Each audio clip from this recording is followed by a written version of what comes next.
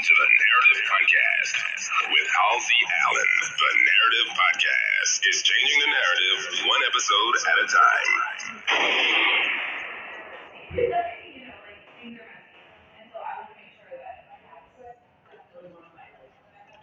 Hello.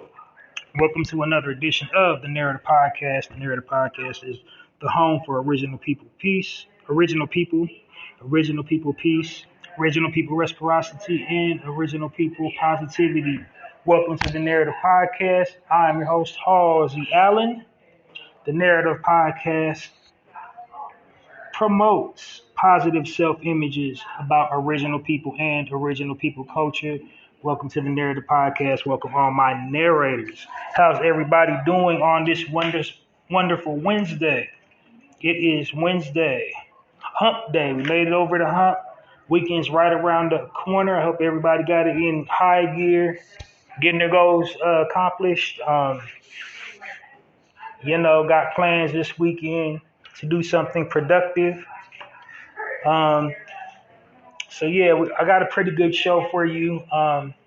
If you haven't been tuning in lately, I'm going to try to do a couple broadcasts this week in an effort to, stay true to my podcast mission statement, which is to provide positive self-images for original people and original culture.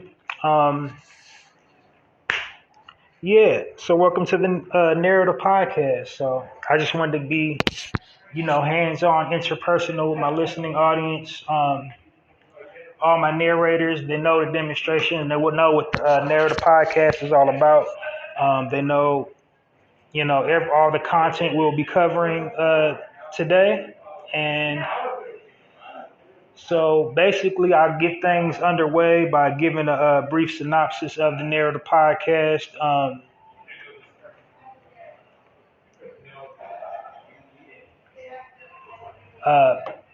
Before I dive into the content, I'm sorry, I just kind of trailed off, got lost in thought. Got some technical issues going on, so I'm trying to get things figured out, my situation situated.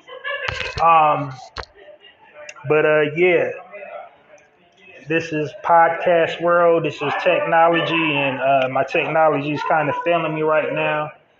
But we're going to get through it today. I got some pretty good content for you, and I'll be joining you again this week sometime, either, one of these days this week. Like I said, it's all in the effort to put out positive content. But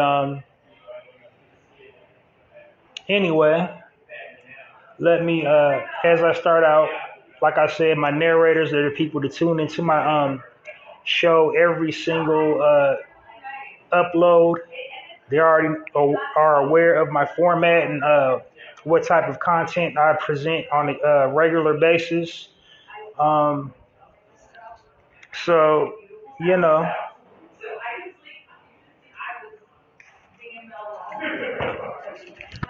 I always, before I do a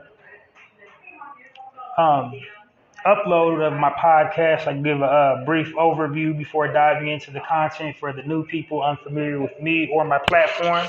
I'm sorry I keep on trailing off because I keep on, having these little technical glitches, and I'm trying to figure it out. My platform, it was working fine. And now, that's crazy. But anyway, now it just magically works. So I've been struggling with this. My other thing that I usually broadcast on, it was acting the darn fool, but now all of a sudden it works. I don't know why, how or why, but now it certainly works. Like after I done switched to another one. But anyway, welcome to the Narrator Podcast. I'm going to dive right on into the content, or give you a brief overview of the content before diving into the content this evening. Um, so I just want to get interpersonal with you guys before diving into the content. Um, so without any further ado, I'm gonna give you a brief synopsis of the Narrator Podcast, like all the misnomers, everything you need to know about it, my mission statement, and what I'm trying to accomplish in this digital space. So all that will be covered. You'll be briefed thoroughly on my format and all my content and what I'm trying to achieve in this digital space that I'm occupying. So without any further ado, here I go um, into the Narrative Podcast. So first and foremost, let's start at the top. Tippy, the name, the Narrative Podcast. What does the Narrative Podcast suggest? How did I come up with that title? I called my podcast the Narrative Podcast because I don't like the false narrative that the media weaves about original people and original people culture. So what I wanted to do is design a platform to counter the media's intentional misrepresentation of our people and our culture. And when I say original people, every time I'm saying original people, I'm referring to my people as original people, and my people meaning African American, Black, whatever you want to call it. But I call it, what I choose to refer to our people as is original people, and I brief you further into why I refer to our people as original people on this platform a little later on in the synopsis. But yeah, welcome to the Narrative Podcast. So that's precisely why I'm doing this podcast, is to just counter the media's false narrative that they weave about original people and original people culture. The mission statement for this podcast is to bring awareness to the listening audience, as well as to uplift and edify, my people, original people, while dispelling the false narrative that the media weaves about our people and our culture. And I think that's a perfect segue to my tagline, the Narrative Podcast, changing the narrative one episode at a time by destroying negative stereotypes about original people and original people culture. How do I destroy the negative stereotypes about our people and our culture? By providing positive frames of reference about our people and our culture. And thus, the Narrative Podcast is born, and that's basically my, mission statement in totality, is to, uplift and edify my people and bring awareness to the listening audience of why it's important to put out positive frames of reference about our people and our culture, and to also inspire the listening audience to responsibly use their digital platforms to put out positive frames of reference about our people and our culture. And by our people, I mean original people. So there you have it. Another thing you should know about the Narrative Podcast, as I refer to my listening audience as my narrators, my target core demographic. And I call my listening audience narrators because, that's indicative of the times that we're living in now. We're living in the digital information age. We have information at the touch of our fingers, and constantly, every day, all day, we're making contact with our handheld devices, and we're on the computer, we're sharing information, and essentially putting out data and using whatever digital platform that you occupy. Like usually all of them have a wall and you upload your status updates. And so when you're uploading the status update, you know, your digital footprint is your basically these days your ID to the world. And what you're doing when you're uploading content on whatever platform you occupy, you're telling your own story with the information that you're putting out. And people perceive you as a person by the information you're putting out. So, you know, you're telling your own story. Whatever you want the world to know about you, online, you can be whatever you want to be online. So, like, whatever type of information you're putting out, sharing, you're telling or narrating your own story. That's why I refer to my listening audience as my narrators. Um, what that phrase means is basically a storyteller. And the story that we need to be telling as original people is a positive story. We need to be sharing positive content on all our digital platforms. Um, that's why I call my target listening audience my narrators.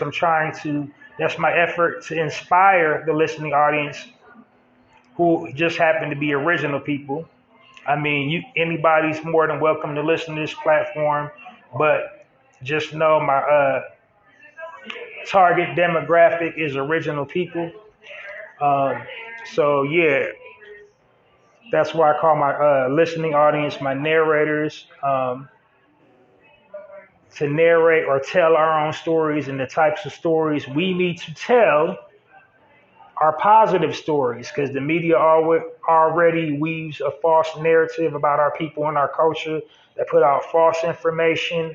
Um, they stigmatize us and, you know, propagate things that happen within our community. They just basically try to put us out in the worst possible light they can. Um, so that's why it's important to tell our own stories, because if history hasn't taught us anything, it's taught us this. If you don't tell your story will be told for you, and proof is in the pudding. The media has been telling a really horrible story about who we are as a people. And it's up to all of us to rectify their oversight by putting out positive information, positive frames of reference about our people and our culture any opportunity that we have to do so. Um, and the most important reason is because um, people outside of our culture, that's all they have to go on is the frames of reference that they're given about our people. Um, that most of them, they don't know our people other than what they see in movies, on television, what they hear in the music, what they read in literature. I mean, it's up to the individual to be open-minded and be intuitive enough and willing to get outside their comfort zone and know somebody and not judge them based on, what they believe they know about that a certain group of people. But like I said, the media puts out the worst possible images about our people, and unfortunately, people take and run with that and take it as the gospel.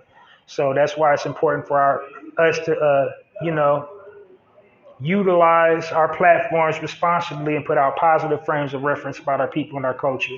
Um, you know, because like I said, you can be whatever you want online when you telling or narrating your own story. So why wouldn't you want to make yourself the hero instead of the villain? The media has vilified our people.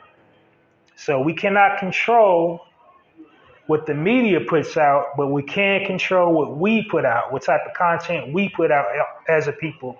And too often, more often than not, what we're doing as a people is we're just passively stamping these negative stereotypes and stigmas that the media places over us by regurgitating it online, by regurgitating gang culture, pimp culture, whore culture, thought culture. Uh, we keep on stamping and normalizing criminalistic activity. We keep on stamping and co-signing dysfunctional, toxic, um, degenerate behavior.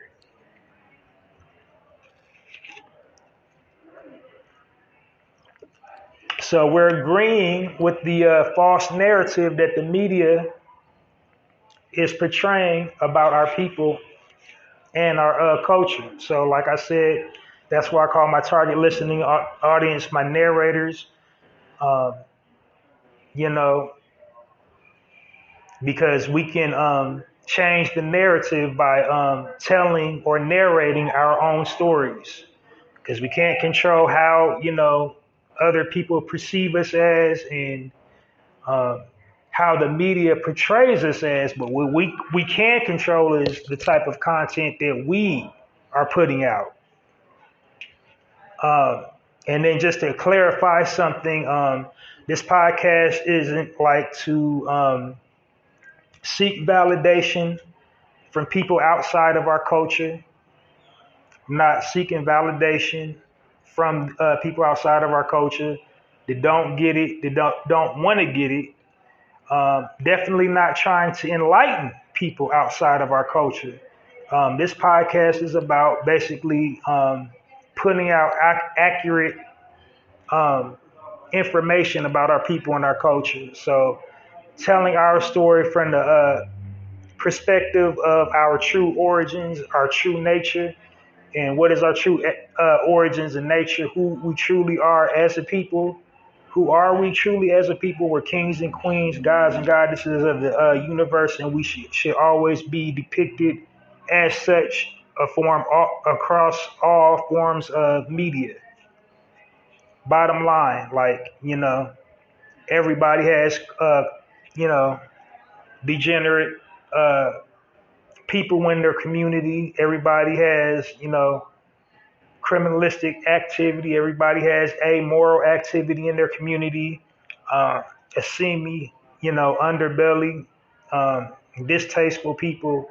But it's more often than not that all those negative qualities is just like normalized within our community. That's just the first thing you think of when you think of original people. You think of like lazy people, stupid people, savage people, um, amoral people, you know, loud,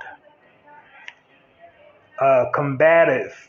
These are the images that the media creates and tries to, you know, normalize about our people and our culture, tries to, embellish and just try to spread out um, false negative information. So that's why I refer to our people. That's why I refer to my target listening audience as my narrators.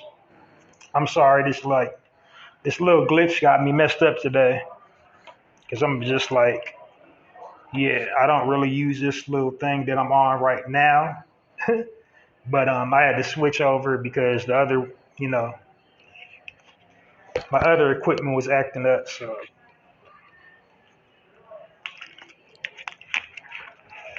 but anyway, so yeah, that's why I call my target listening audience my narrators.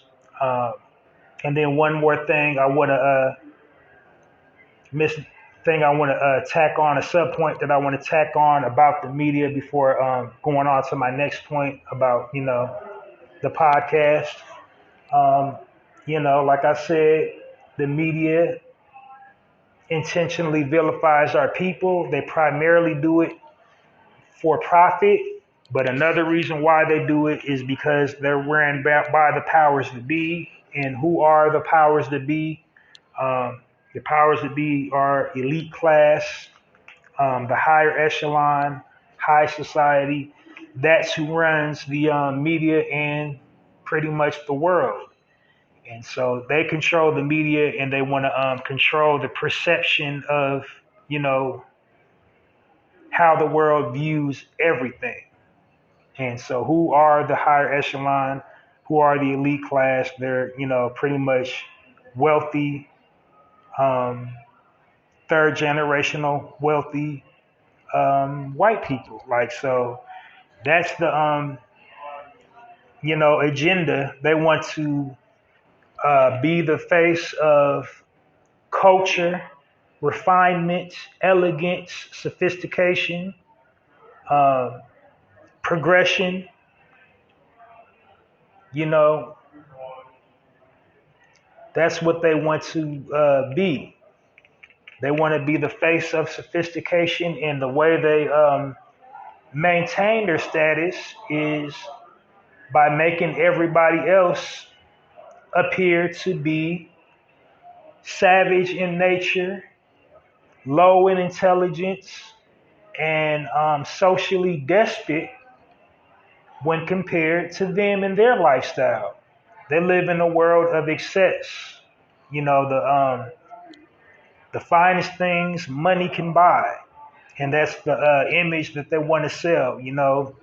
They want to sell this excessive lifestyle, this consumerism. They want to normalize and justify why an individual would need a home with the east wing and the west wing and a staff of 10 to 100 to, just for day-to-day daily functions to upkeep their estate.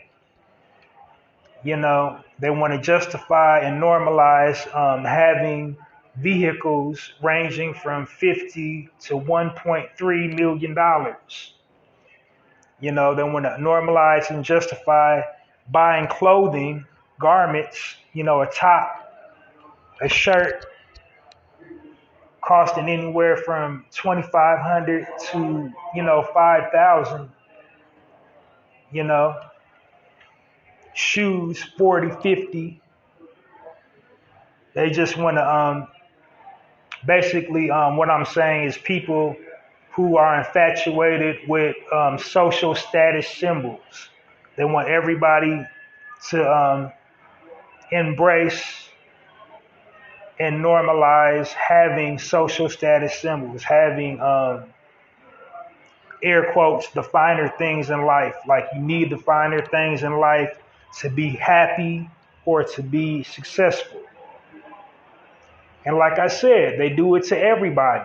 They do it to all, classes of people, all ethnicities, people from different backgrounds. Anybody that's not wealthy, anybody that's not white, they use the media to, warp and distort their images. But out of all the people that they do it to, they do it to our people the most. And the reason why they do it to our people the most, why they're always using the media to pick on us, to, make us out to be savages and despots and degenerates, is because they fear us the most. They fear us the most because they're historians. The elite class are historians. They're aware. They know about history. They're aware of their history and they're aware of our history. And they know from doing their studies that they could not exist without us. If there never was an us, there wouldn't be a them. We're the reason that they acquired all their financial wealth. We're the reason that they acquired all their systemic power. And, one of their biggest fears, couple of their biggest fears is one, we would stop fighting amongst each other and slowly rebuild our empire, rebuild everything they took from us, reclaim everything they took from us and are currently taking from us, and do to them what they've done and what they're currently doing to us. That's the biggest fear. Um, we represent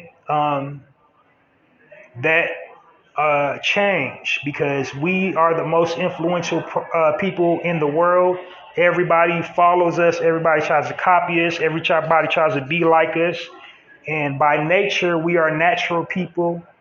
We are the most in tune with nature. Like, we don't need all these things, all these material things to survive and be happy. All these all this capitalistic ideology would go by the wayside because people would start following our lead.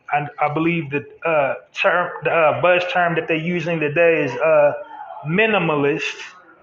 People to just have what they need to have, and like if they got a little extra, they just have a little extra. They got some extra to do something really cool that they want to do a couple times, but they don't need it every single day. They don't need the butler in the maid every single day. They don't need a heliport on top of their roof. They don't need a private jet, and they're okay with that. That's what that symbolizes. Like, when we wake up and reclaim everything that they took from us, we'll cause a resurgence and get the whole rest of the world to say, hey, I don't need this to be happy. I don't need this to be happy. I don't need this symbol to define me. And then they would have nothing because that's what their, society, their upper class is all about. Is all about status symbols. They need these status symbols to feel important.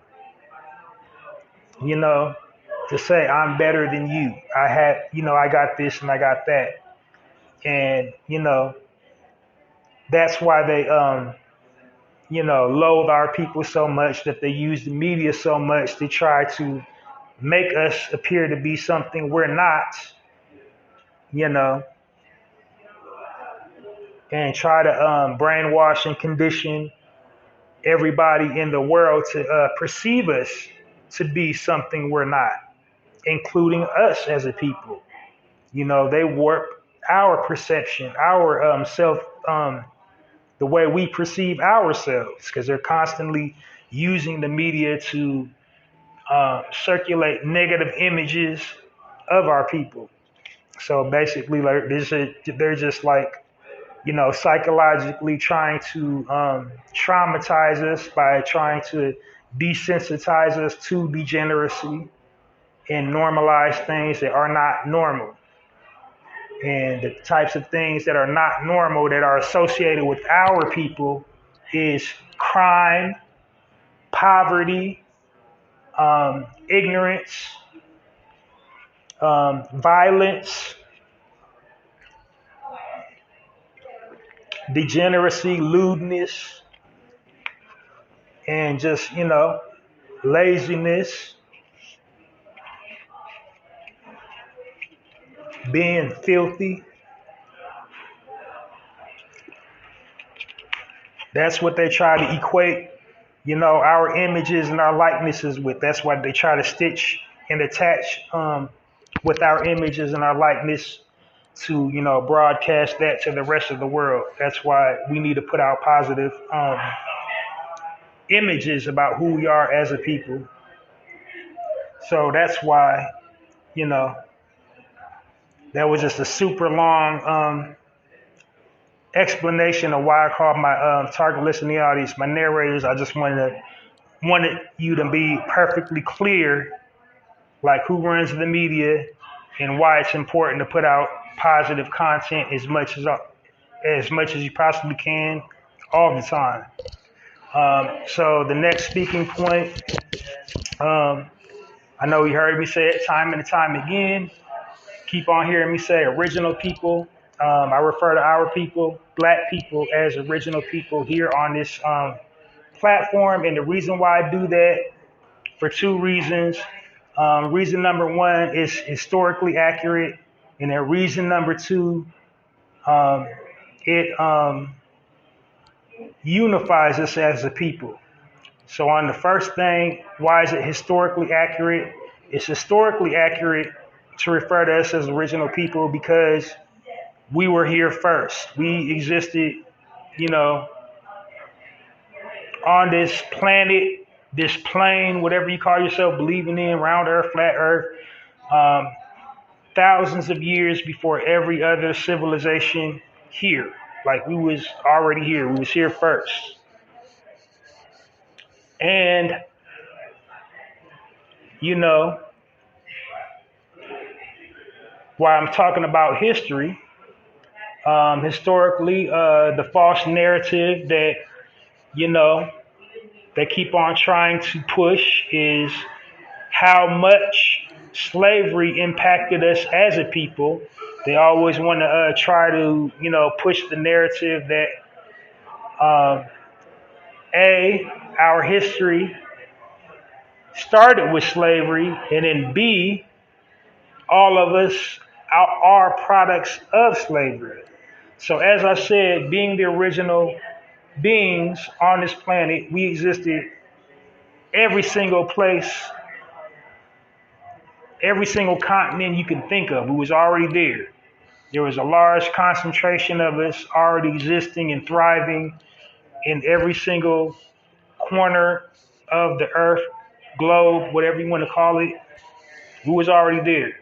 We did not get to all those places via slave boats. So while slavery did happen, while chattel slavery did happen, it didn't play a significant role as history tries to make it out to be. So it was deplorable, it was barbarous, it was brutal, but number one, not all of us got captured in slavery. We didn't get to all these other different regions, you know, on slave boats, especially here in America. Like only a small concentration of us came from Africa, and you know, the majority of us was already here, and the ones that was already here, but they ended up tricking us and putting us on plantations as well. It didn't go on for as long as they said. It didn't go on for hundreds of years. It don't even make sense if you sit down and think about it. Because, you know, like, how did you get around way back then? On boats, right? And what do you need for boats? You need supplies, you need a crew. And so, like, from here to Africa, for hundreds of years, like, that doesn't even make, like, how is you turning a profit?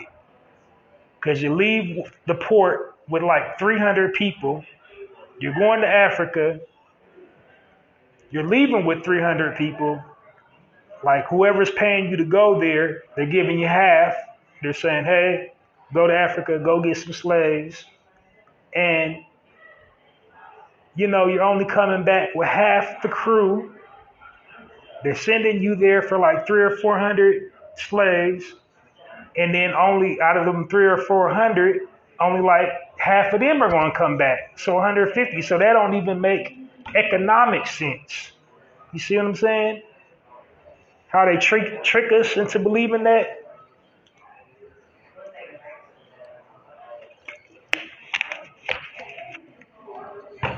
But anyway, like I said, on the historical side, we all didn't come from off of slave boats. We didn't get to all these different places all over the world via slave boats, and we were here first. That's why I refer to our people as original people. Um, Secondly, reason is the unity part of it. Like I said, we all hail from different land masses. We all speak different languages. We all have different religious practices, spiritual practices, political views, you name it. Everything to divide a people, we have that within our culture. But the one common thing we got in our culture is that we were all here first. We all possess melanin, and therefore we can all trace our lineage back to the original origin point for all civilization, which history says is Africa, but it's debatable where Africa really is. You see? So, like, many believe Africa was actually here in this landmass we call the United States. And there's all kind of evidence to support that because, we got pyramids in Illinois. We got a Cairo here, and there's a Cairo in Africa.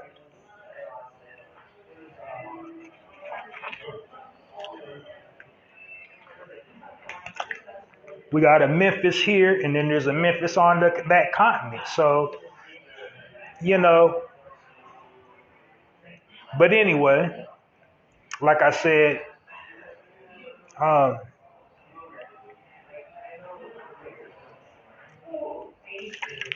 we can all trace our lineage back to the original point of origin for all civilization. So that's why I refer to our people as original people. Some other misnomers about the Narrative Podcast. This is a positive space. I don't engage in any gossip, slander, negative talk about brothers or sisters. Like I said, this is a space just to uplift and edify our people, not to speak negative and engage in negativity. Like, we get enough of that. We get attacked from all sides by all media outlets. And the last thing I want to do is participate in the destruction of us by, joining in the gossip conversations. So, I don't do that here at all. I just provide positive frames of reference about our people and our culture. This is a positive space where I'm encouraging the listening audience to, use their digital spaces responsibly in sharing information about our people and our culture, and not, try to bind us with negativity and bind us to these negative stereotypes and stigmas that the media places over us. So, I just don't engage in or promote gossip and slander here on the Narrative Podcast. Now, what I do dedicate my platform into doing is telling the truth. So I don't sugarcoat the truth. If one of our people in our community is intentionally,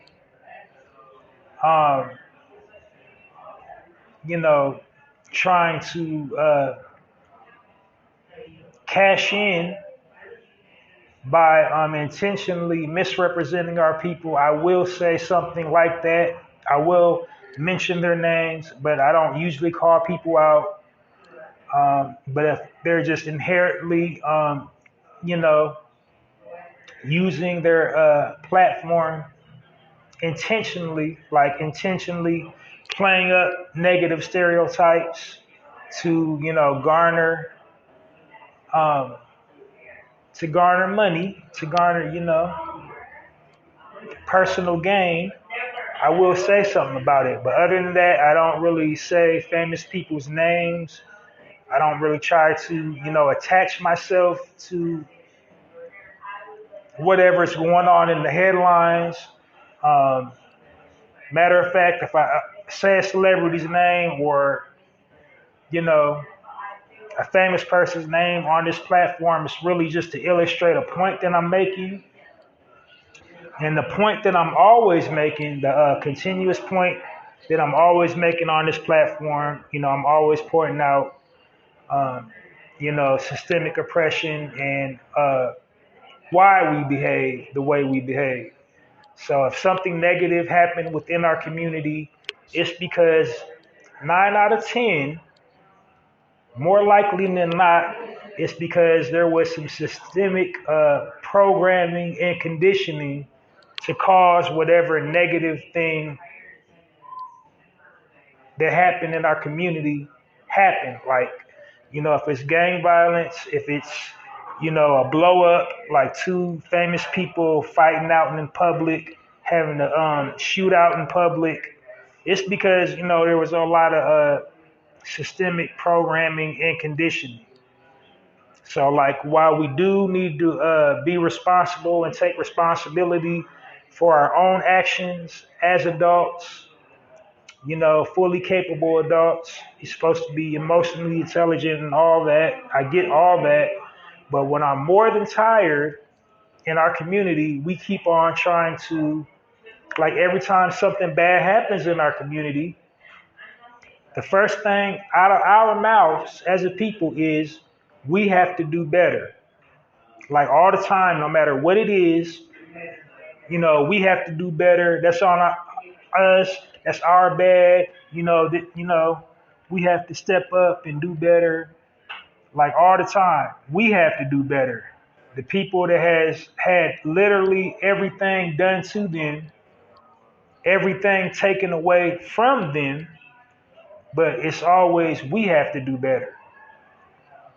So on this platform, I try to, point out the systemic reason why whatever negative thing happened in our community, probably why that happened. And if I bring up a famous person's name, it's really to just illustrate that point, not the finger point, not the name, blame or shame. You know what I mean? It's just to always try to bring it into focus around that centralized theme of why I exist in this space. My mission statement, if you will. Last thing is this podcast is time sensitive. I try not to exceed an hour per broadcast. And the purpose of me doing that is like really kind of, practical because I'm an all audio platform. It's a podcast, it's an audio podcast. So, nobody can see me, you can't see my face. And I basically want to entertain my listening audience. And I want to keep them attentive to the content that I'm presenting. And the best way to do that is to be just short and brief and to the point, have speaking points. I don't want to go on a glorified rant.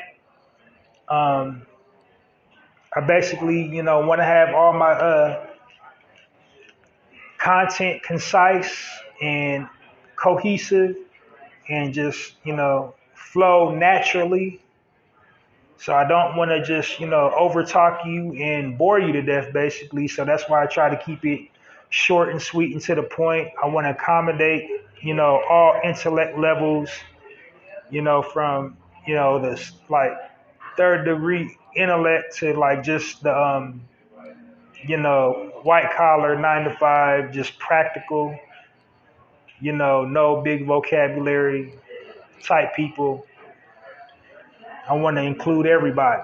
So I basically don't want to shoot over your head, and then I also don't want to dumb myself down, but I try to make it as plain and applicable as possible, if that makes any sense. So that's why I try to, limit myself on how long that I speak to the listening audience. And I like the most important thing is like any good storyteller or narrator, you know, you got to always leave the people wanting more. If I give it to you all in one upload, you don't have nothing to look forward to join me again next time. So I try to keep it short and sweet, to the brief and to the point.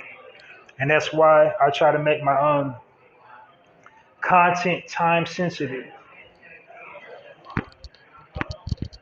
So I think I covered everything about the Narrator podcast, everything you need to know. Um, Anything I may have glazed over or left completely out. I'm over 300 episodes in, so wherever you get your podcast information from, you can definitely, you know, keep up with the uptake simply by going and, listening to all my previously recorded episodes of the Narrative Podcast. So you can download this episode and all previously recorded episodes of the Narrative Podcast wherever you get your podcast information from. Um, but yeah, I think you got the gist of it, and so I think I covered all the basics, everything you need to know about the Narrative Podcast. So without any further ado, I'm gonna dive into the content this evening, to the weekday edition of the Narrative Podcast on this Wednesday. So here we go. So on my weekday editions, the format is basically I share positive news articles, and then I deliver a commentary on current events. And the current events, could be a wide array of things. It could be something happening globally. It could be something happening nationwide, something in a different state, or just something specifically that comes out of our community. And the purpose of me delivering the commentary is basically to tell our story, because the media have us looking and sounding all kinds of crazy. So yeah, that's what you'll be listening to tonight. So the reason why I share the positive news articles is to stay true to my mission statement, which is to provide the listening audience with positive frames of reference about our people and our culture. And the reason why that's important is because we're bombarded with negative frames of reference about our people and our culture all day, every day. Like all day, every day, it's always something negative. Somebody in our community getting unalived, somebody in our community getting shafted by, the justice system, somebody in our community, living in lack, financially destitute, disenfranchised, um, living just like running on fumes, no real purpose. And so the purpose of me sharing positive news articles is just breaking out the receipts, basically, letting everybody know there's positive things happening within our community on a daily basis. We have leaders, we have solutions to all these systemic problems that the powers that be cause for us. We have, leaders stepping up, being the answer to all these problems, being good leaders, being good parents, being pillars in the community, um, you know, just highlighting and showing excellence within our community to counter all these negative images portrayed about us. Everything, all the negative things that the media portrays about us.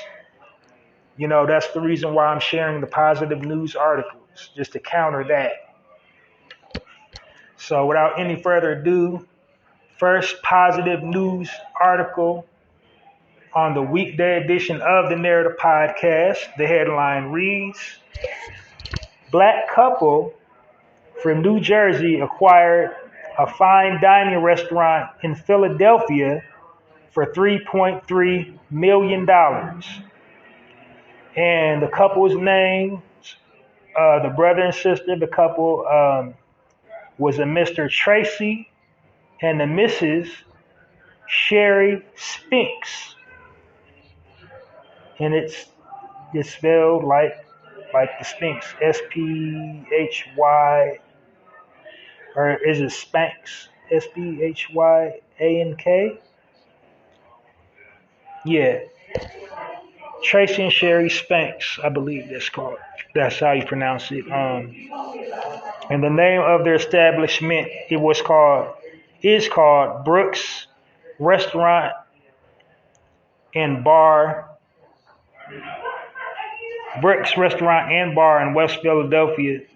Um, I can read, just sometimes I can't read my own handwriting, so I like when I see these articles, I just take bulleted points.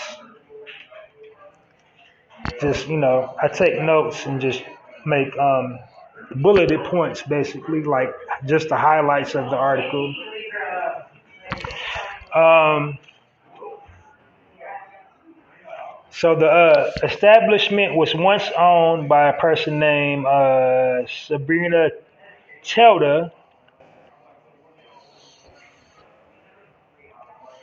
and it was paying tribute to a person named Booker Wright, and that was a person that was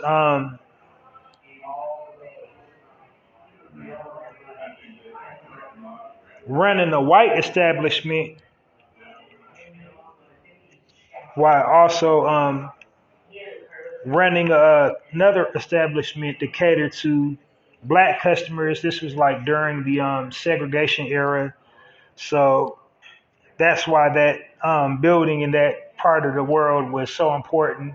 It's a throwback to the Green Book era. And if you're unfamiliar with the Green Book was basically like a list of all the places that served black people.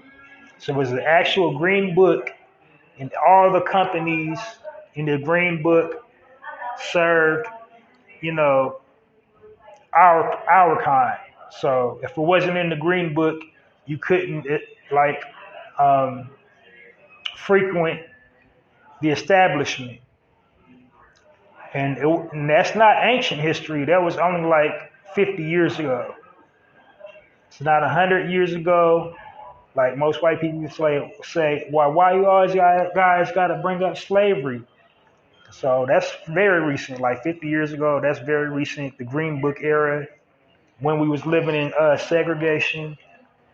Um, so that's a homage to the Green Book era. That's why they um, purchased that establishment to preserve that era, that very important moment in time, to let that be a reminder. There was a time where we had to go to certain places to get served.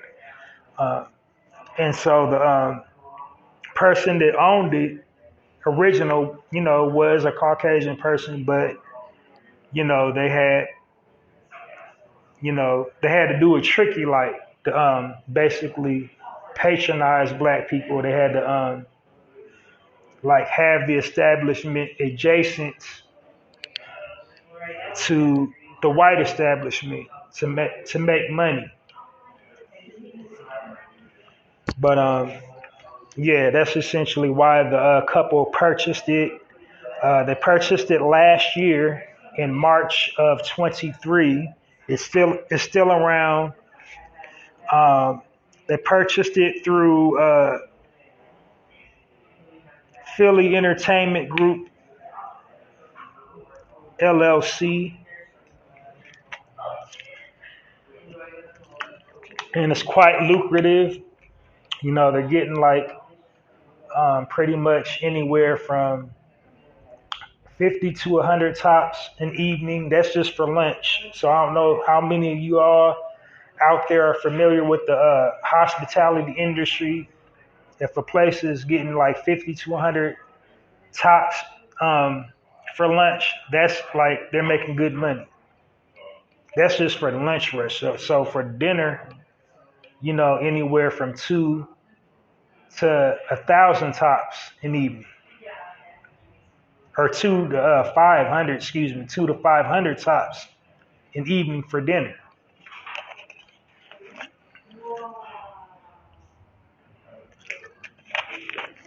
That's very, very good. So join me into giving this brother and his wife a warm narrative podcast round of applause for their endeavor in the hospitality industry. And also, I just now thought about this being a husband and wife in business together, because that's a positive frame of reference about generational wealth.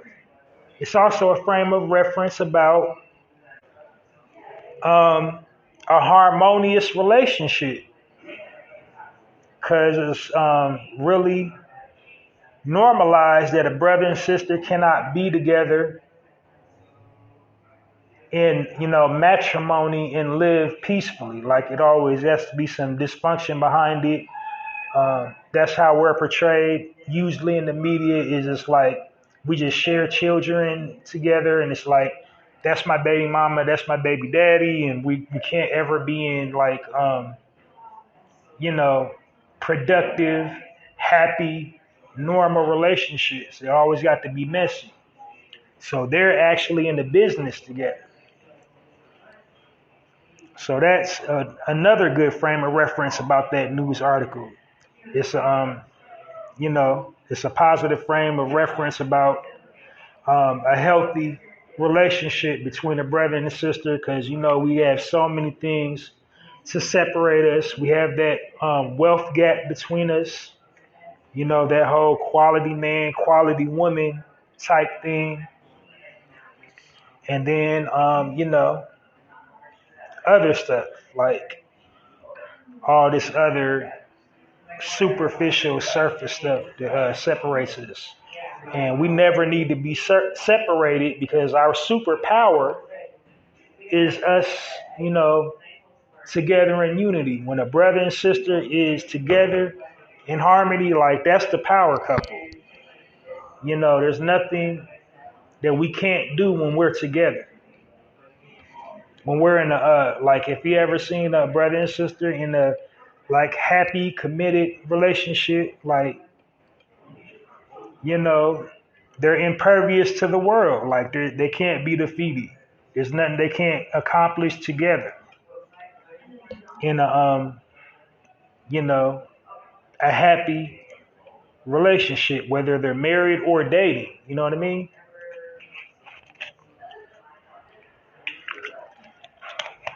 And that's how we are supposed to be as original people. Not to shame people who are in same gender relationships, but that's not the true nature of who we are as a people. That's something we can't look nowhere in history and see that.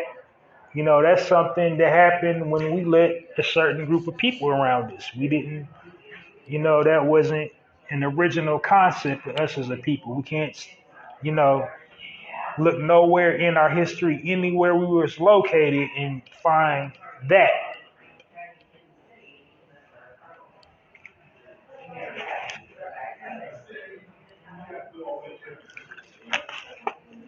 But like I said, I'm not trying to shame brothers and sisters that got the same gender thing going on, but I talk about the true nature of our people here on this platform, and that's the true nature of our people, yeah. But anyway, got a little long-winded with that one. Let's put our hands together for Mr. Tracy and his wife, Sherry Spinks.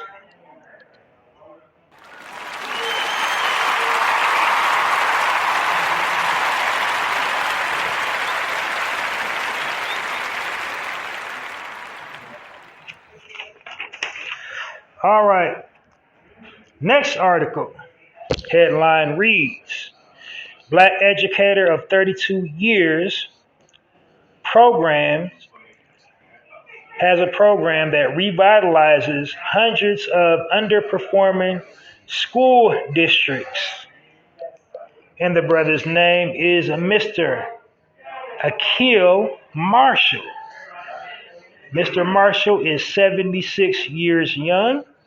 He's an educational pioneer.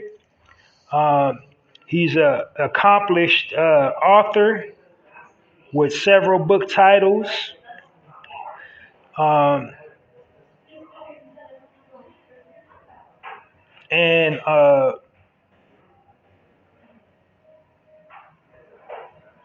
he has created his own curriculum called the High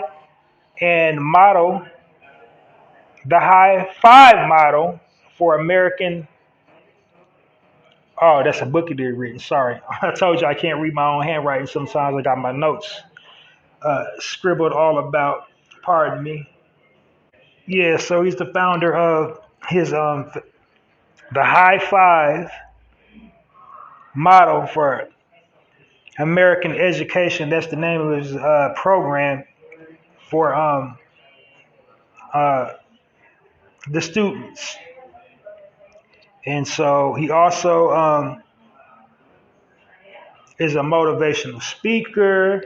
He's a social media influencer, uh, highly accomplished, uh,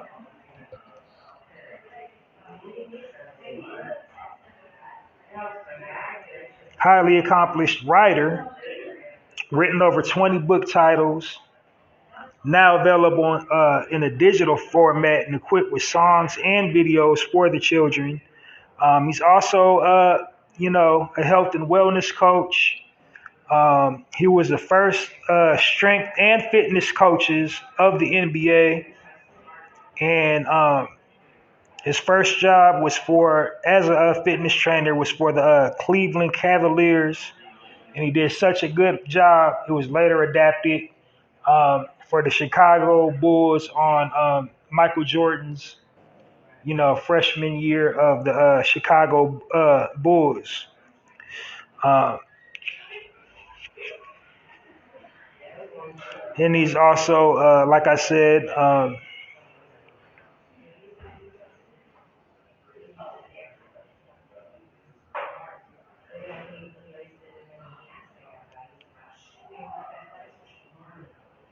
he's also got several nonprofit organizations. He got a nonprofit organization called Winning in America, uh, and with the initiative of that it focuses on the performing arts. Um, he has a collection of artists, dancers, and educators that teach all the curriculum from the performing arts perspective.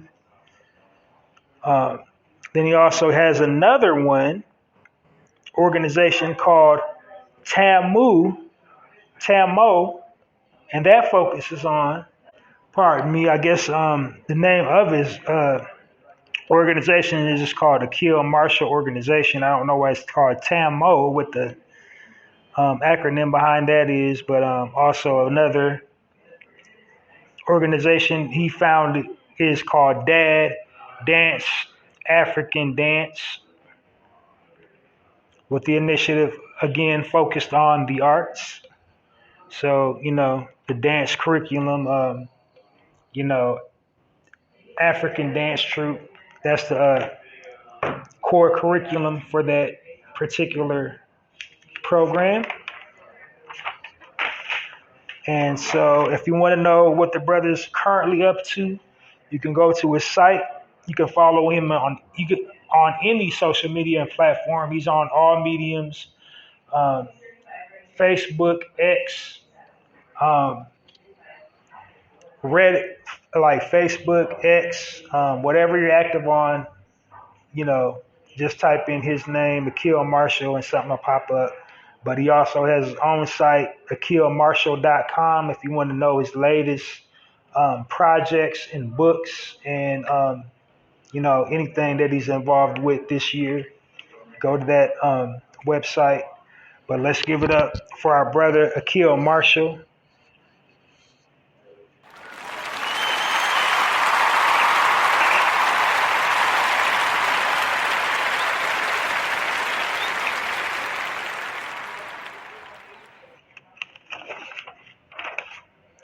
All right. Next, order of business. This is the last article I got for you guys this evening. Normally, when I do, my weekday editions, I usually have, at least 4 to 6 articles. I kept it light today because I'm planning on doing another weekday edition. Because like I said, I'm planning to do more weekday editions of the Narrator podcast because I'm really tired of all the negative news circulating within our community. So, but this evening, as far as the news articles goes, I decided to just, keep it short and sweet. And then I only have one topic that I want to touch on for my speaking point, for my current news, what I'm going to be speaking about, what's happened currently in the news. And then I'm going to leave you off this evening. But the last article of the night, the headline reads, founder of Black women-owned streaming service launches platform to find stories told by creators. And the sister's name is Deshauna Spencer. And her television program, streaming service is called Queely TV. And she launched Queely TV by crowdfunding. And the name of the crowdfund that she used in launch the streaming service is called the Queely Fund. And they have produced and are producing quality television shows for our people. Among the roster, she got a show called 5G. That's an anthology musical. She has a show called Kempa Beta, which is a film about revolutionary sisters in the Congo. And then she even got something for the children. She has like loads of more television shows than what I'm sharing with you this evening. Like I said, for my positive news articles, I just, I'm giving you the highlight, the best of the best, just for my bulleted points. She got a show called The Adventures of Turtle Tato for the children. It's an animated children's series about a turtle who shares African culture. So not African American culture, but like, continent of Africa, like old African folk tales and stuff like that. So, all the African traditions, the Joe leaf rice and stuff like that, I guess. I haven't seen it. I don't mean to make assumptions, but I'm pretty sure it's something that will have our children feeling prideful about their heritage. But yeah, so there's some really positive programming going on in that on this new streaming network. So go out and support that. Just type it into your browser, Queely TV, and find out where it's streaming. And let's give a warm narrative podcast round of applause to our sister, Deshauna Spencer.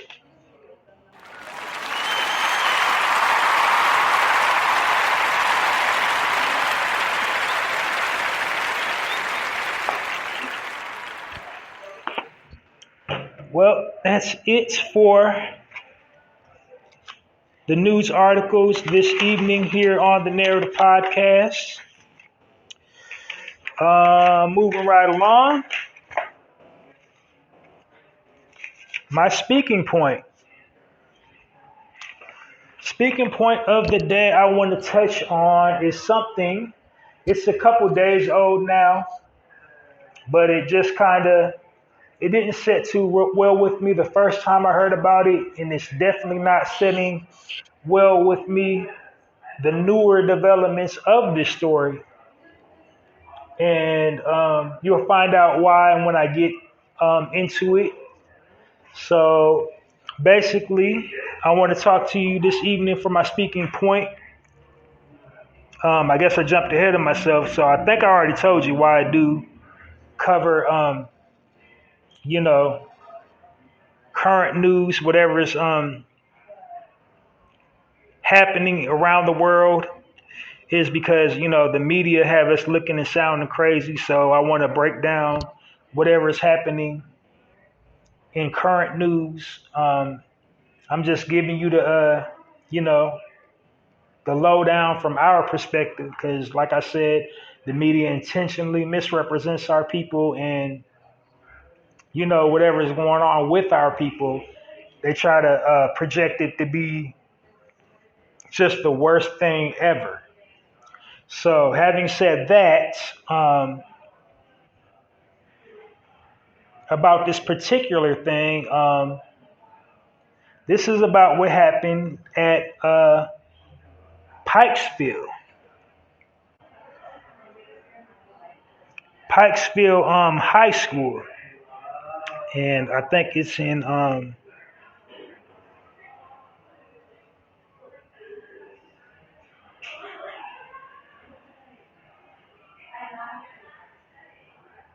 Baltimore. I had to look because it happened so long ago. It happened at the beginning of this year, the initial thing. So, what we saw on the internet in January was an educator at Pikesville High School in Boston. And apparently, he was using some racial slurs for several communities, our community and the Jewish community in particular. And it was being investigated. So we saw it and we heard these racial slurs. And now they're saying it's a big hoax. They're saying it was a teacher, a brother, that fabricated all with the aid of AI. And this doesn't sit well with me, not just because he's a brother. It doesn't sit well with me because, for what we know about our government, about how they cover up things and how they lie about things.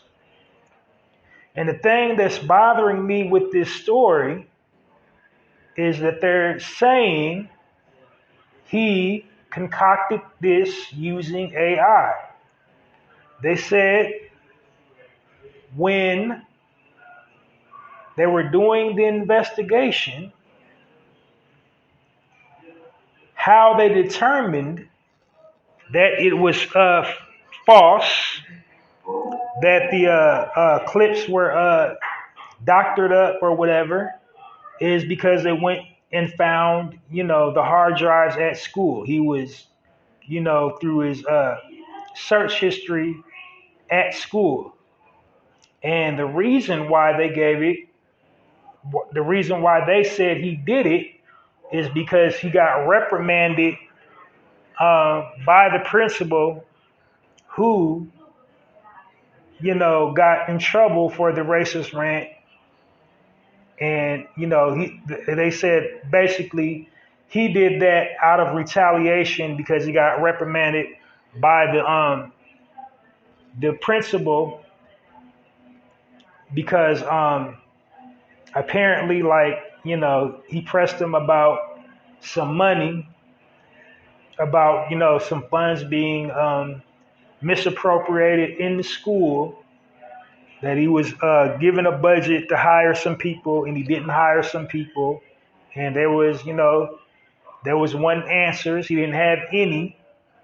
And so he basically concocted the whole story to throw him off, like get rid of him, and then, I can give myself a raise and I can misappropriate all these school funds and, blah, blah, blah, blah, blah, blah. So that logic doesn't even make sense when you logically sit down and think about it. So I got caught with my hand with the cookie jar. I'm going to get out of this situation by deflecting the attention off of me onto the principal. And the problem is that the brother that they have in police custody is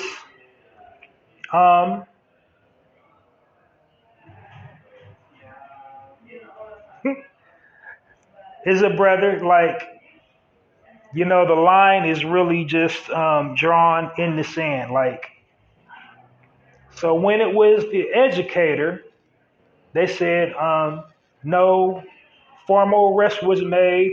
We're just going to suspend him until we investigate the situation further, pending their investigation. This was back in January. So it's just now April. So January, February, March, April, 4 months later, they're saying, okay, it's a hoax generated by this black teacher. He used AI to frame up the white educator. And when they found out the black educator framed up the white educator, an arrest was instantaneously made. He instantaneously got detained by the police, lost his job, and now being, held until the trial. So there's a lot of things going on in here to unpack and digest.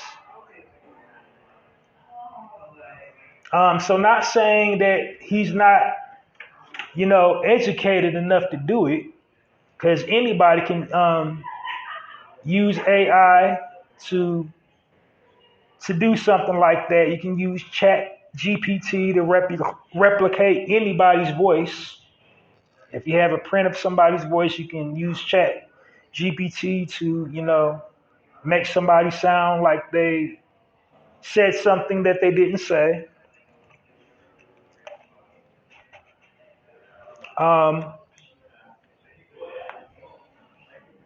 So much going on with this.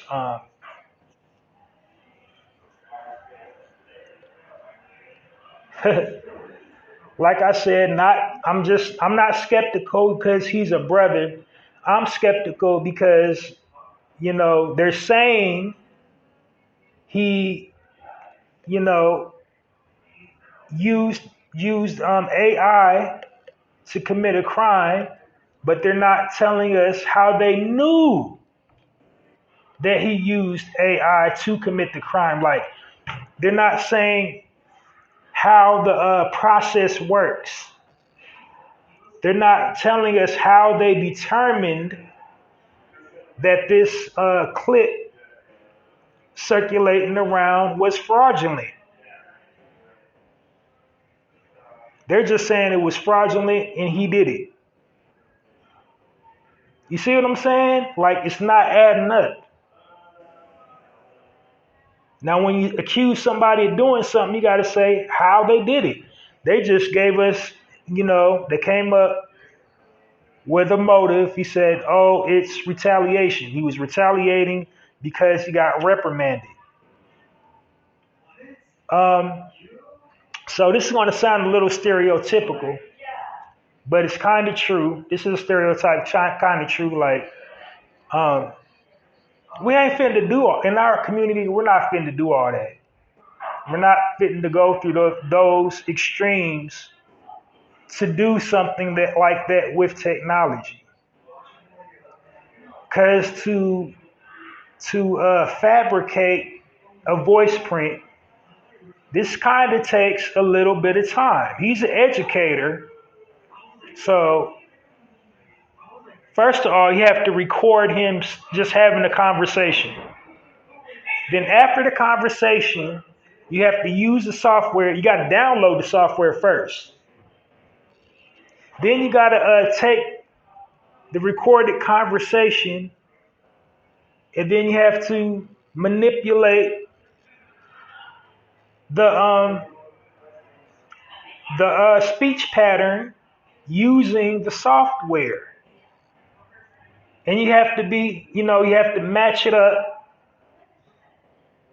to where it sounds natural, to where it sounds passable and believable, that it doesn't sound like Alexa or Siri. You know how Alexa and Siri talks like, today at 10 p.m.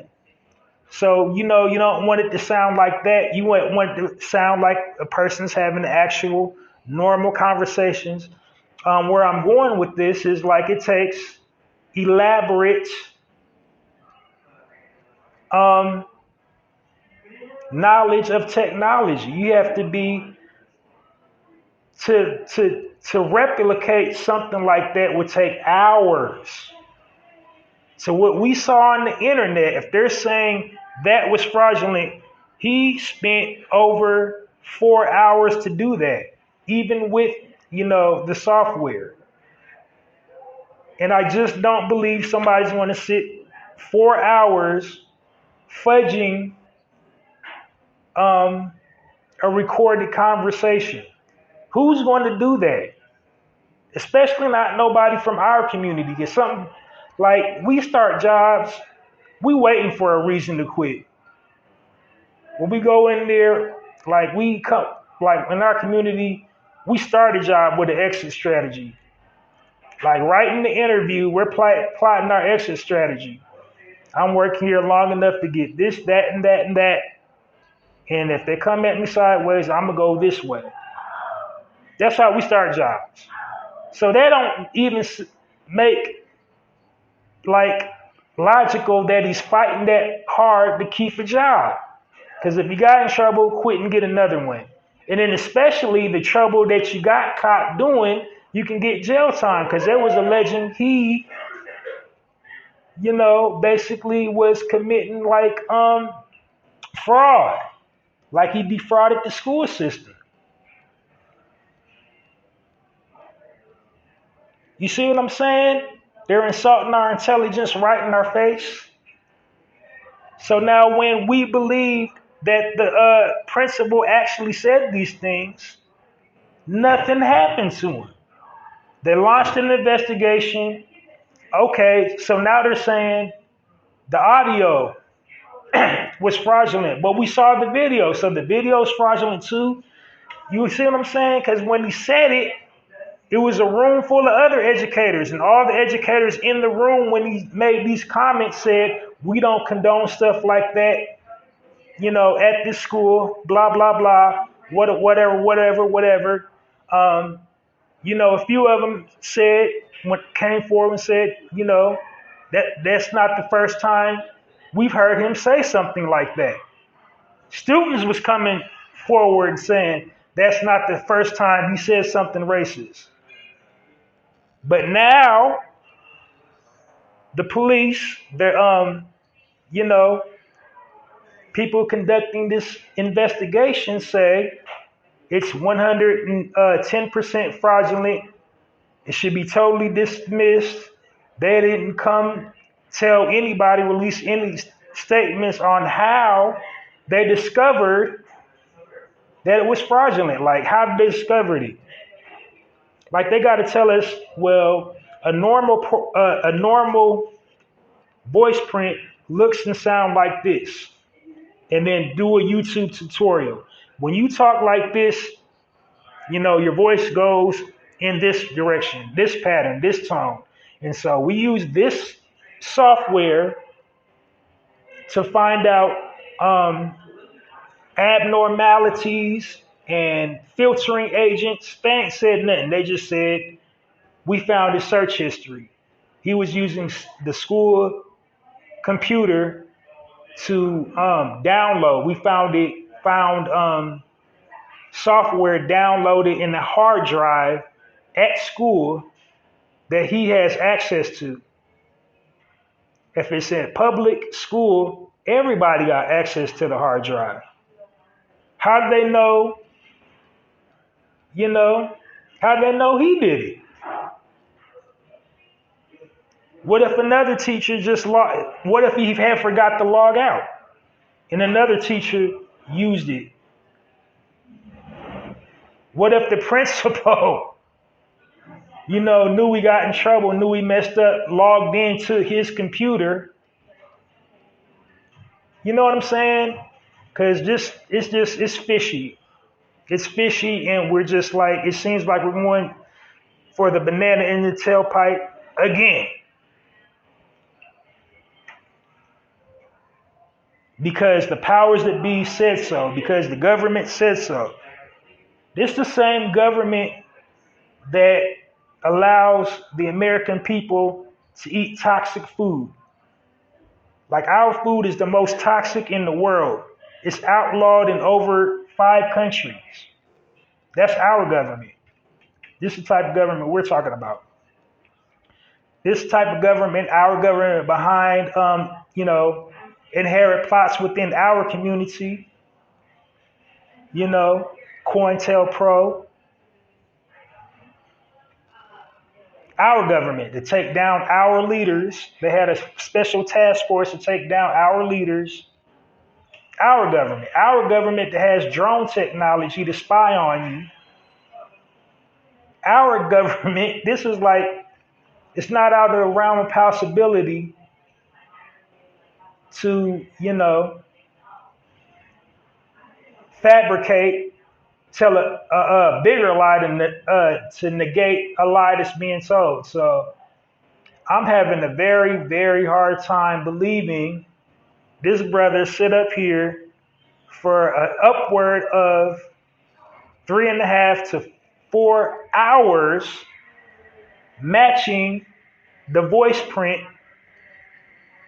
to sound like the principal is saying, manipulating the principal's voice into saying racial slurs. So not saying it's like impossible for him to do it. I'm definitely not saying he's unintelligent, because he's an educator, he's smart, so he's in school, he's a phys ed teacher, but that takes a degree of schooling, especially now in the digital age. You have to know a little bit about computers. We got YouTube tutorials. Like, if you want to figure out something, we're living in the digital age. If you want to figure out something to do that has technological parameters, you can do it. You can definitely do it. It's not outside the realm of possibility of doing it, but it's highly unlikely. It's more unlikely for him, somebody within our community, to sit up there and spend all them hours on a computer to do something, to commit like a white collar crime like that, like something that he doesn't even actually get anything out of.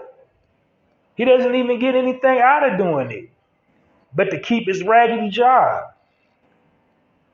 And teachers like how much they get paid. Oh, they're ballers, right? All teachers, like, the highest paid educator in a public school probably only makes $30K a year, 30 to 40.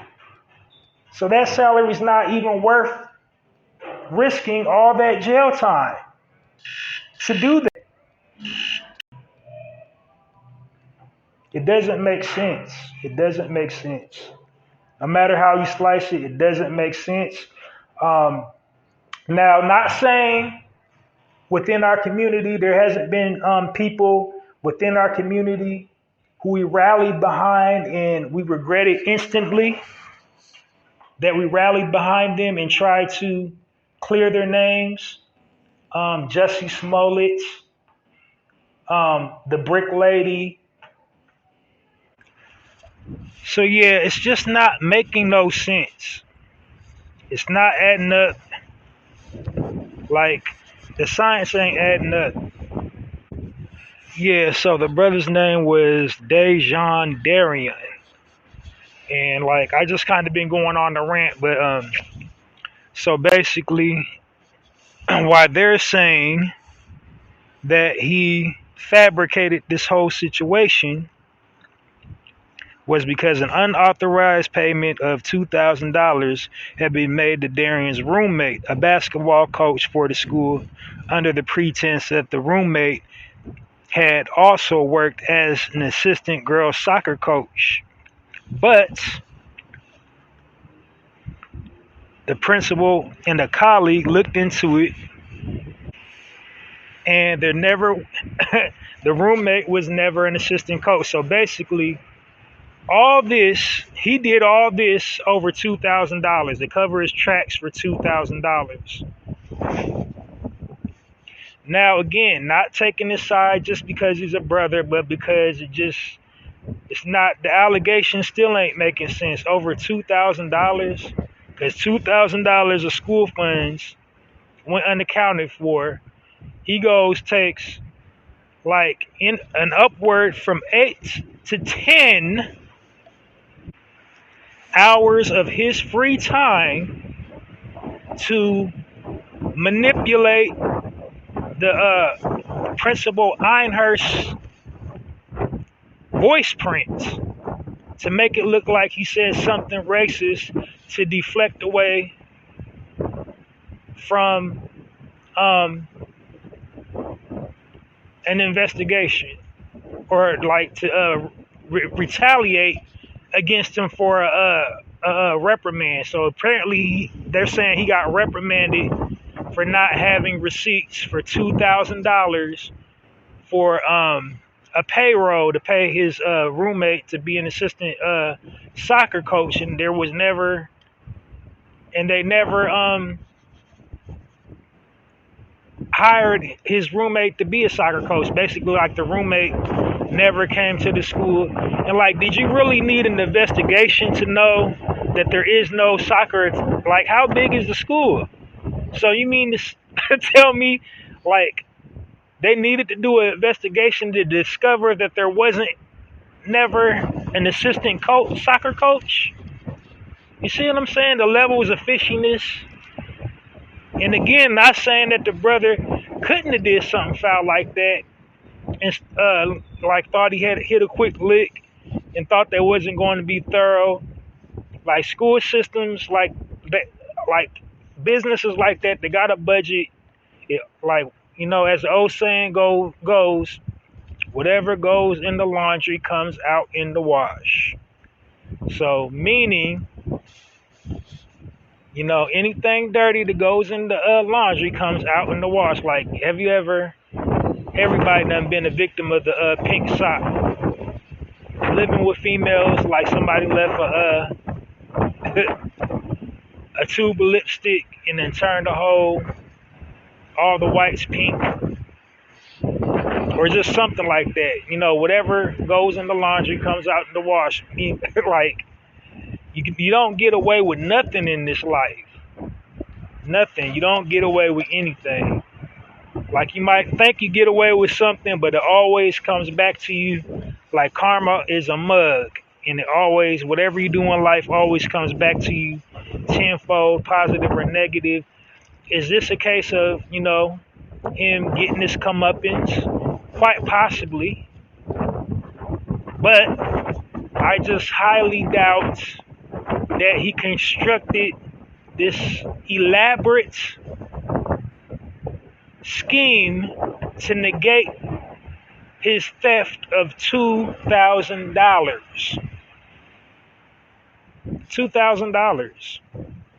This is what all this is supposedly behind, over 2 stacks. Like, that ain't even like bread. And again, when the allegation first happened, No one in the entire school system defended the principal. No faculty members came forward and said, I've been knowing this guy my whole life, and he would never say nothing like that. No students at that school said, that's that's not our principal. He loves us. He would never say something so callous, so hateful. Nobody in the whole school defended the principal when they seen the video clip and when they heard the audio. But now they did an investigation and said the video clip and the audio was fraudulent, and now we as a people is supposed to believe that he fabricated this whole incident because they said they found search history at the school saying he was Googling how to, do audio clips, how to manipulate audio clips. Nowhere in the report did it say what type of software he downloaded. They said he downloaded some voice recognition software. They didn't say what type of voice recognition software he downloaded.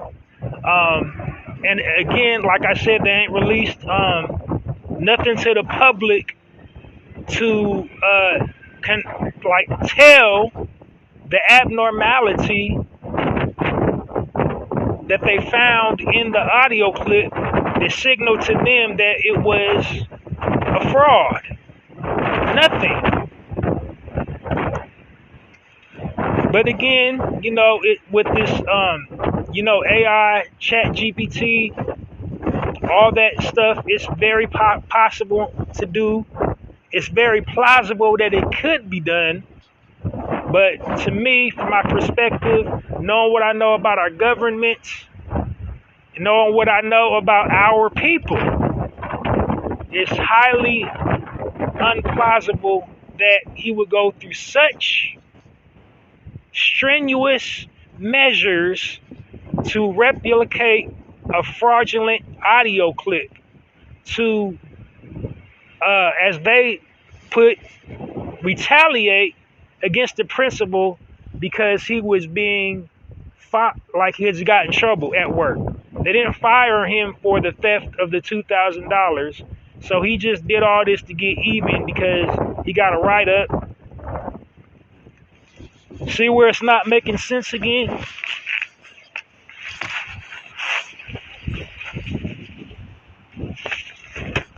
He did all that over a write-up. You see where that's not making sense again?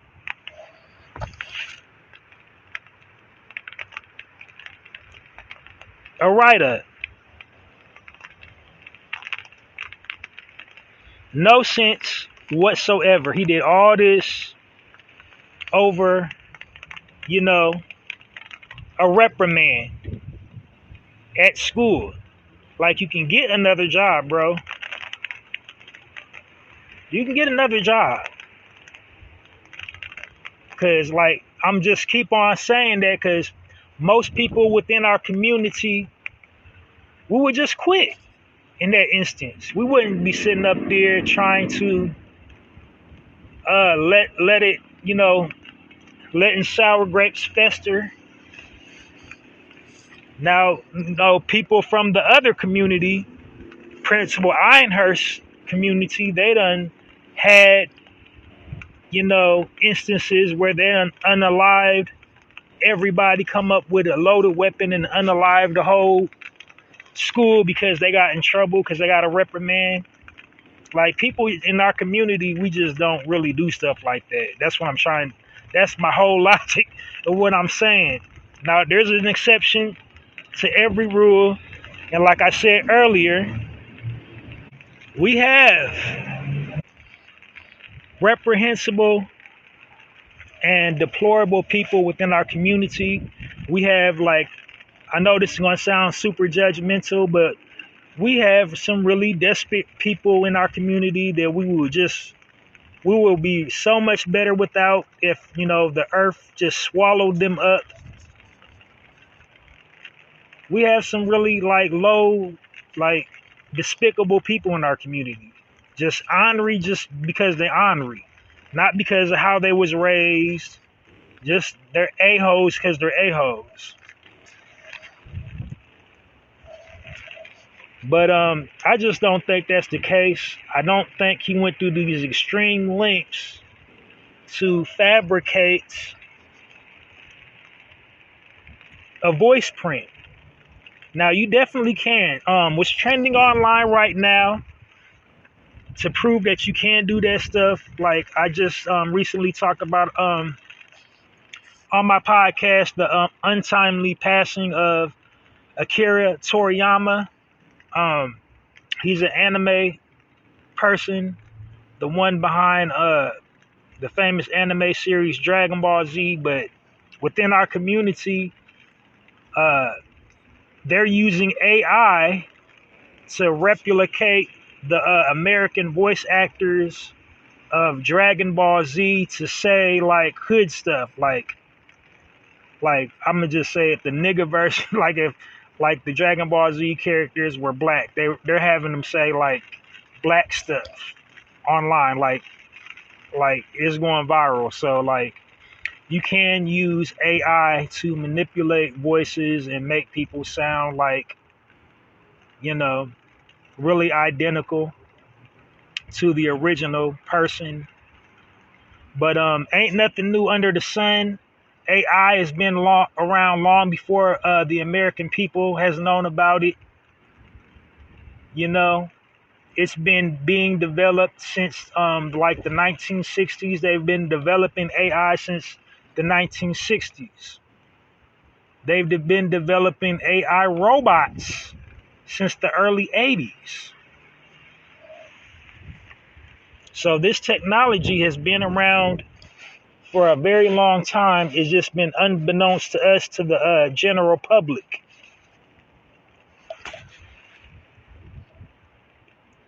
But again, I'm having a hard time believing this brother just did that.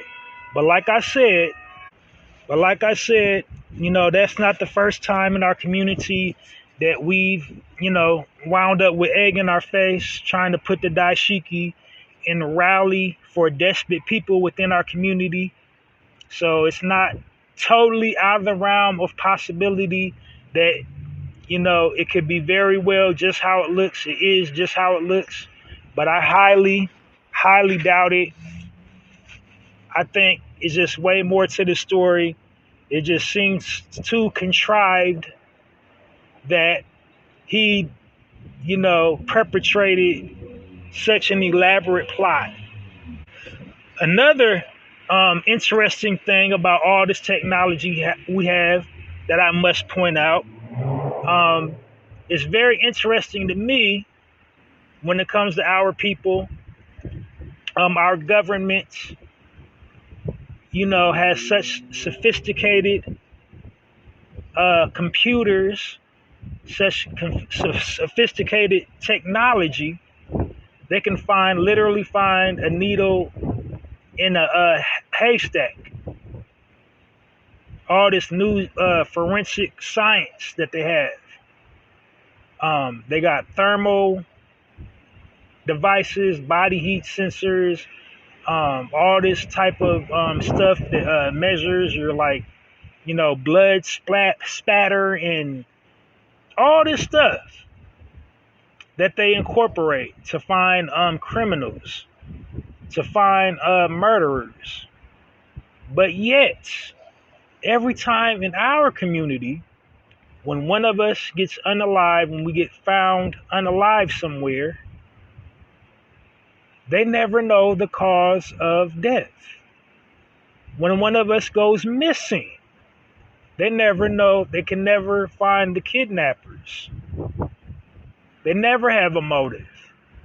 But when we commit a crime, they're breaking it down, you know, on a granular level. They're breaking it all the way down to the gravel, giving us blow by blow how it happened, and when we are the perpetrators. But when somebody outside of our community does something to one of us, they never have any answers. They don't know anything.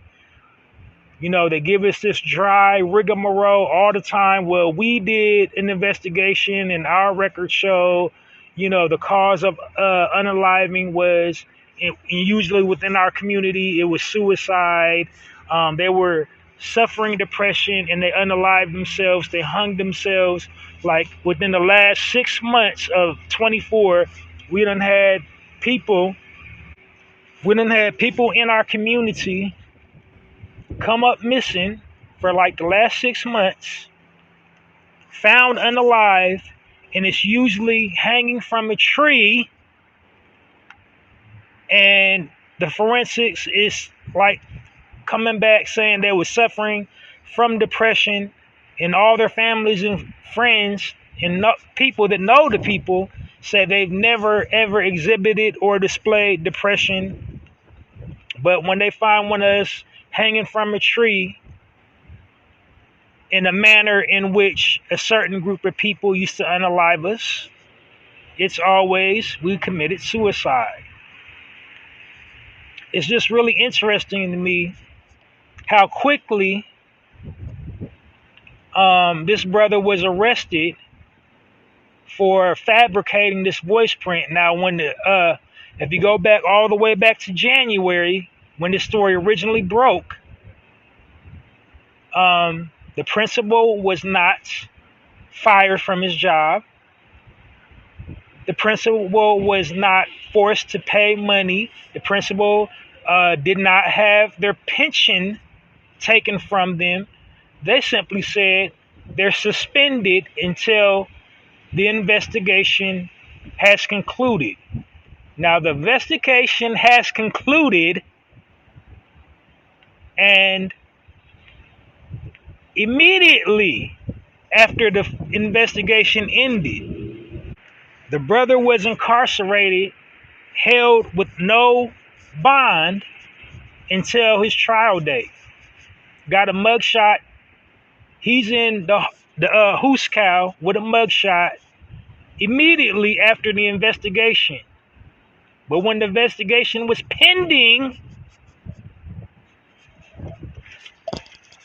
the principal was still allowed to go on about his normal life as if nothing happened. And everybody in the United States was outraged about the clip circulating around. All the students were in protesting about the clip. All the faculty members were protesting about the clip. But the powers that be said it's fraudulent. And now, poof, it's gone. I'm sorry, I'm having a tough time swallowing tripe like that. Now, if I'm wrong, I'll be the first person to admit I'm wrong.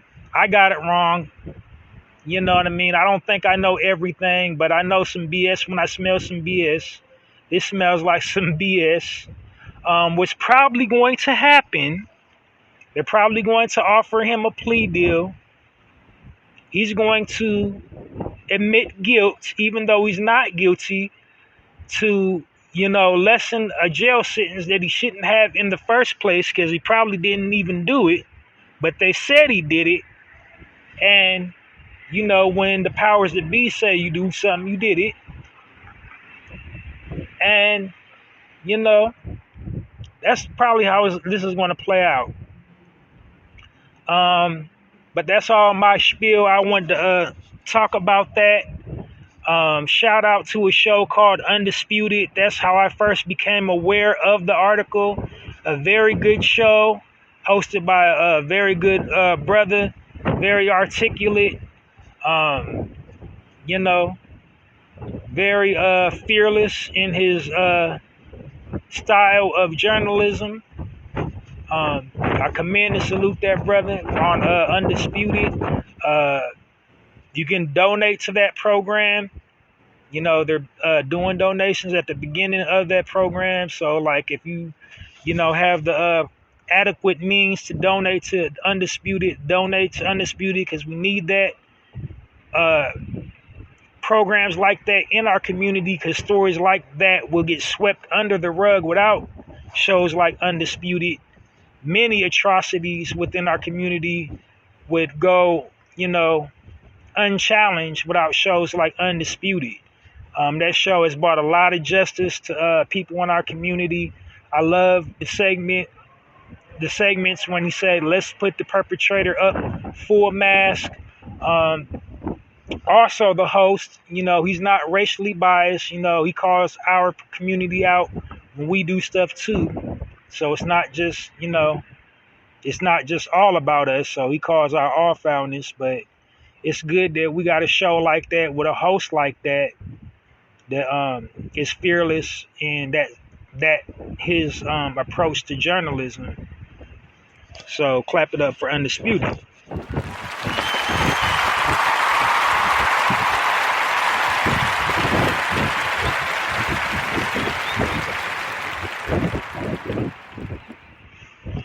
Well, that's it and that's all. This has been, a really good segment. I talked way longer than what I wanted to. I'm well over my 1 hour mark. Not well over. I'm probably like about, just a few. So when I am over 1 hour, it's not usually by much. It looks like I'm probably like close to 20 minutes over, probably like 10, 11. But yeah. Join me again this week for another weekday episode of the Narrator Podcast. Because remember, I said I'm trying to keep the positivity ball rolling to counter all this negativity within our community, all this negative gossip. I'm trying to spark a movement for everybody to post positive content. That's what my entire podcast is all about. So I'm trying to vamp up my efforts by doing uploads during the week as often as I possibly can, because I've just really been dialed into just doing one weekday and then one full episode on the weekend. So, but moving forward, every day that I'm available to do a weekday episode of the Narrative Podcast, I'm going to upload a weekday episode of the Narrative Podcast. But this episode is a rapper dapper. Check me out. Just keep your ear to the internet for my latest upload of the Narrative Podcast Weekday Edition. I don't know when I'm going to hit you this week, but I'm going to hit you this week with a second one, and then a full episode this weekend. But yeah, thanks for listening. Make sure to subscribe to my YouTube channel or follow me on X, so you will never miss a weekday episode of the most recent episode of the Narrative Podcast, because the platform that I'm on, it broadcasts automatically to YouTube and X, formerly known as Twitter. So follow me on YouTube. I'm Halsey Allen. You want to click that subscribe button and click your notifications all, and you will be well informed about the latest episode of the Narrative Podcast. And also follow me on X, and you will get alerts of when I broadcast my most recent episode of the Narrative Podcast, whether it's during the week or during the weekend. You will be in the loop. So do that, and you'll always be in the loop of the latest episode of the Narrative Podcast. This episode is officially over. Thank you all for listening. So tune in this week for a second installment of my weekday edition, and definitely this weekend for another edition of the Narrative Podcast. And remember to download this episode and all previously recorded episodes of the Narrative Podcast wherever you get your podcast information from. Also, I've written a book of poetry titled The Black Card. It's available on Poetizer.com. Poetizer.com is a medium for writers, especially writers of the poetry genre, but also people that write short stories, compositions, and journal writing are also welcomed on that platform. Anybody just likes to write in general, but they have a feature where you can turn your posts into books. And that's precisely what I've done on that medium. I've turned a collection of my poems into a book, and I titled it The Black Card. The Black Card is basically a snapshot of our culture, It's an all-encompassing look at who we are as a people and everything we go through as a people, both positive and negative. It's just an all-encompassing look at our people and our culture. Very creative, very insightful, very soulful. You will enjoy it. You're definitely, if you're an original man or original woman, you can definitely find something that you can relate to in a piece that will resonate with you. So go to poetizer.com. They have a virtual online bookstore where members of that community, upload their books that they write on that medium. So purchase the book that I wrote on that medium titled The Black Card, written by me, Halsey Allen. The Black Card to make a great coffee table read, travel book, or gift. So go purchase your copy of The Black Card today, or get your Black Card revoked. Then also, like I said, I write poetry. I have my own personal poetry blog on blogger.com called hallziespoetrycorner. And my tagline for that blog is Hallzies Poetry Corner, poetry for all occasions. And when you read one of them, you will find out poetry with a passion, poetry for all occasions. Excuse me. It's been so long since I wrote a poem on my blog. I kind of forgot the tagline, but it's Hallzies Poetry Corner, poetry with a passion, poetry for all occasions. And when you read one of my poems, you will find out why. And the unique thing about my poems that I have posted on that blog is that all the poems featured on the blog are spontaneously written. Like, I don't premeditate any subject matter on the blog. It's completely written in the moment. I don't, think about the subject matter, the content, the title of the poem. Is just completely off the cuff, and that's the unique thing about them. And it's the unique thing about them because they're so intricate.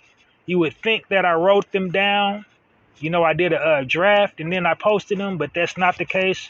It's 110% off the cuff. And, like I said, the poems are so dynamic and intricate. You would think that I wrote them first, but not at all. Just it's 110% off the cuff. If it was a rap, it would be a freestyle. Like, that's the style of my poetry. So yeah, if you like poems or if you're looking to get into poetry, that's definitely for you. And you can go to Hallzies Poetry Corner by visiting this link, www.mrhalziesblogs.com. And again, it's on blogger.com, powered by Adam. And the way you support my poetry blog is by either posting the link to Hallzies Poetry Corner, which is www.mrhalziesblogs.com, or a poem featured on Hallzies Poetry Corner across all mediums. Whatever you're active on, Facebook, X, whatever, post either the link or a poem featured on Hallzies Poetry Corner blog. And they also got the like button in the comment. You can leave me a comment. But the best way to help me is to share them, for the CPMs and the clicks and all that. So if you have a visual platform like YouTube or Rumble or TikTok, you probably would want to shout out Hallzies Poetry Corner or a poem that you like on Hallzies Poetry Corner on a medium where you're in front of the camera. You know what I mean? But other than that, just share either the link or a poem featured on Hallzies Poetry Corner across all digital platforms. Thank you all so much for listening to this edition of the Narrator Podcast. Join me again this week, and then again sometime this week, and this weekend for sure, for a full edition of the Narrator Podcast. But that's it for this one. I'm Halsey Allen. I'm changing the narrative one episode at a time. I'm asking you to join my cause and help me change the narrative by becoming a narrator. And while on my end, I'm changing the narrative one episode at a time, as a narrator, you can help change the narrative on your end one social media post at a time. Until next time, Halsey Allen in the Narrative Podcast, signing off, and it's like that.